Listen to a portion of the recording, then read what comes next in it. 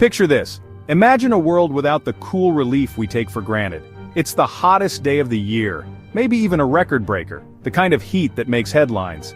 The sun turns the pavement into a shimmering griddle, radiating heat that distorts the very air above it. And the heat seeps through your walls, turning your home into an oven. Sweat trickles down your back, an unstoppable stream in the oppressive humidity. Your shirt sticks uncomfortably to your skin, and the air feels thick enough to swim through, heavy and suffocating. You open a window, hoping for relief, a gentle breeze, anything to break the stagnant heat. But it's just a blast of oven-hot air offering no respite, only intensifying the discomfort. This isn't just uncomfortable, it's exhausting. It drains your energy and focus, making even simple tasks feel monumental. Now imagine living like that all summer every year, with no escape from the sweltering heat. That was reality for most people just a few generations ago, a not-so-distant past. No cool movie theaters offering a temporary escape, no chilled grocery stores providing a brief respite from the heat, no refreshing blast of AC after work, a welcome reward at the end of a long hot day. The weather didn't just influence your plans, it dictated your life, shaping your daily routines and limiting your possibilities. Productivity plummeted, as the heat sapped energy and focus from even the most dedicated workers. People slept on fire escapes, desperate for a breath of cooler air in the sweltering city, and heat stroke was a real threat, a constant danger lurking in the summer months. The ability to control indoor temperature is a modern miracle we barely notice, a convenience we often take for granted. We flick a switch and expect instant relief, forgetting the science and engineering behind it, the complex systems that make it all possible. Air conditioning didn't just make us comfortable, it changed how and where we live, enabling the growth of cities in previously uninhabitable climates. So next time you step into a cool room, take a second to appreciate it, to acknowledge the technology that makes it possible.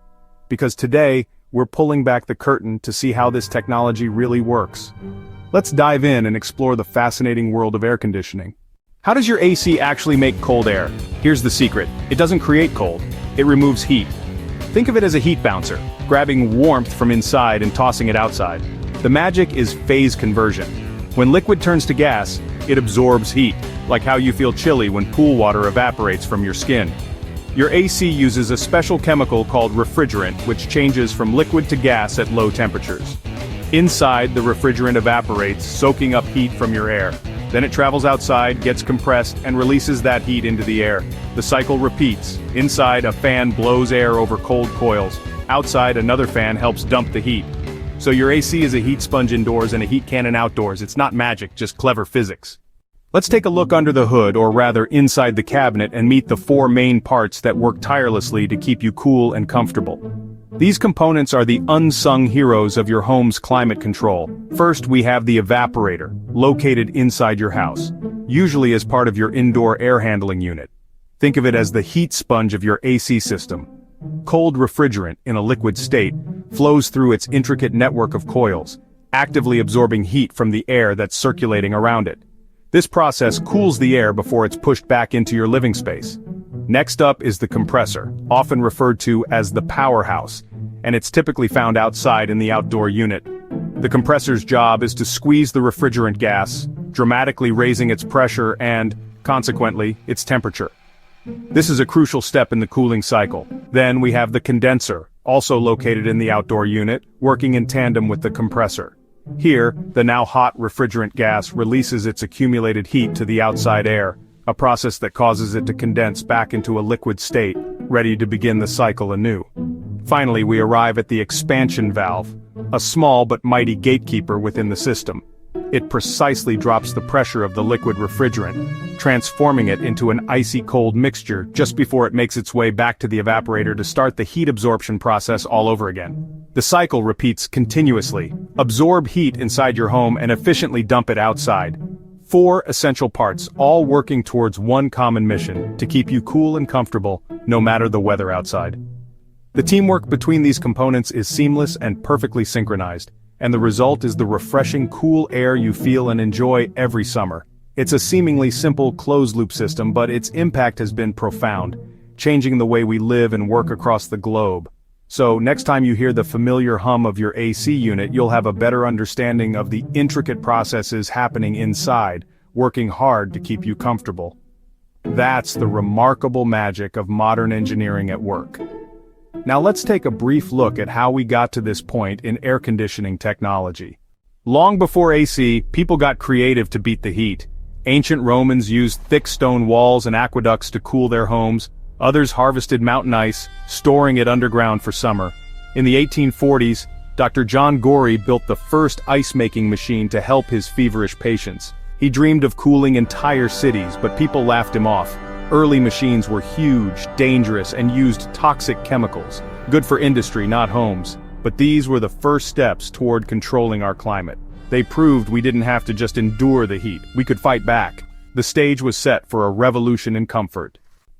The real breakthrough, the pivotal moment in air conditioning history, came from Willis Carrier. He was an engineer with a vision. In 1902, this was a time of great industrial innovation, and Carrier was right at the forefront. His first AC wasn't for comfort, it wasn't about escaping the summer heat. It was to control humidity in a printing plant. The fluctuating moisture levels were wreaking havoc on the printing process.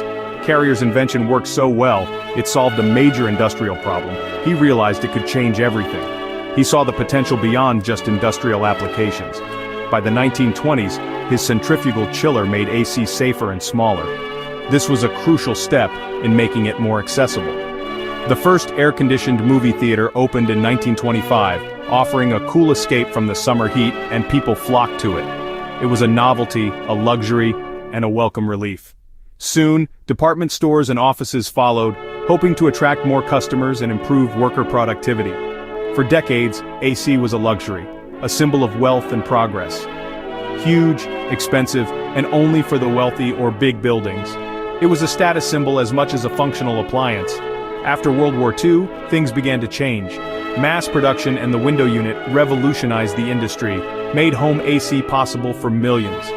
It became an affordable option for the average family. Suddenly families could cool their homes, creating a more comfortable and livable environment, and cities like Phoenix and Houston boomed, becoming habitable and attractive places to live. AC changed architecture, productivity, and where people could live, shaping the modern world in profound ways. What started as an industrial fix, a solution to a specific manufacturing challenge, became a technology that reshaped society, influencing everything from urban planning to daily life.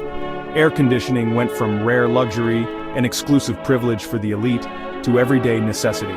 It's hard to imagine life without it now, and it's still evolving with smart technology and energy-efficient designs leading the way. We've come a long way from hauling ice to smart thermostats.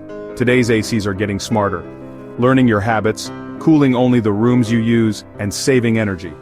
Engineers are developing greener refrigerants and more efficient systems to shrink our environmental footprint. New tech like solid-state cooling and water-based systems are on the horizon.